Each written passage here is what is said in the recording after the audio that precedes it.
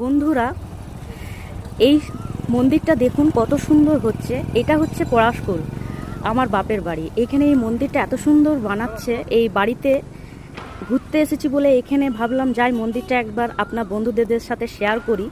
যারা দূরের বন্ধু তারা তো জানেন না পলাশকুল মুকুন্দপুর, কিন্তু যারা কাছে তারা জানেন এই পলাশকুলে এই সূর্য মন্দিরটা এত সুন্দর হচ্ছে। আপনাদেরকে চলুন কাছে এনে দেখাচ্ছি।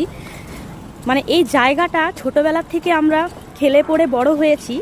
এইখানে জানেন জঙ্গল ছিল, কিন্তু দেখুন আজ এত সুন্দর পরিবেশ এটা হয়ে গেছে। সামনে দেখুন বজরংবলীর মন্দির, এই যজ্ঞস্থল, এটা একটা ক্যাম্প হয়েছে। তারপরে এইখানে দেখুন শিব মন্দিরও হচ্ছে। এত সুন্দর পরিবেশটা তৈরি হচ্ছে। আপনাদেরকে মন্দিরটা, সূর্য মন্দিরটা মোটামুটি কমপ্লিট হয়ে গেছে, আপনাদেরকে দেখাচ্ছি। দেখুন এত সুন্দর হচ্ছে। তারপরে সামনে তো ছোট মায়ের পুকুরটাও এত সুন্দর হয়েছে।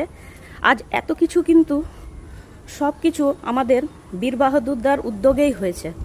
আজ ওনার জন্যই আমাদের এই জায়গাটা এত সুন্দর হয়েছে, মানে বলার নেই।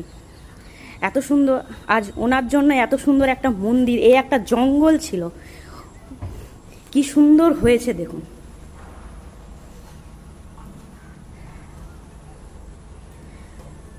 দেখুন এখনো পুরোপুরি কমপ্লিট হয়নি। কমপ্লিট যখন হবে তখন অবশ্যই, বা প্রতিষ্ঠার সময় আমি অবশ্যই আসবো। এটা তো আমার বাপের বাড়ি। কি সুন্দর হয়েছে দেখুন, হ্যাভি হ্যাভি, খুব সুন্দর লাগছে। এইটা হচ্ছে আমার বাপের বাড়ি। এই সামনে, ওইদিকে সামনে কোয়ার্টার আছে। ছোটবেলায় এখানে জানেন আমরা কত খেলতাম। কি করে জানবো যে এখানে এত সুন্দর সুন্দর পরিবেশ তৈরি হয়ে যাবে, মন্দির হবে, শিব মন্দির হবে। দেখুন এখানে শিব মন্দিরও হচ্ছে, দেখছেন। ইন্দ্রাণীকেও একদিন এনে দেখাবো। কি সুন্দর জায়গাটা দেখুন, কি সুন্দর, মন ভরে গেছে। আজ সব কিছু আমাদের বীর বাহাদুরদার জন্য সম্ভব হয়েছে। আজ ওনার উদ্যোগেই এত কিছু। উনি খুব ভালো মানুষ। যাই হোক, এত কিছু হয়েছে ওনার জন্যই। তো এ একটা জায়গা, জঙ্গল ছিল, আমরা ভাবতে পারি না যে এত সুন্দর হবে। দাদার জন্য আজ আমাদের এই জায়গাটা, জঙ্গলটা একটা ভগবানের জায়গা প্রতিষ্ঠিত হয়েছে। সামনে ছোট মায়ের পুকুর।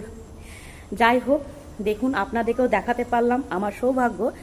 আর ভিডিওটা ভালো লাগলে লাইক, কমেন্ট, শেয়ার অবশ্যই করবেন। বাই।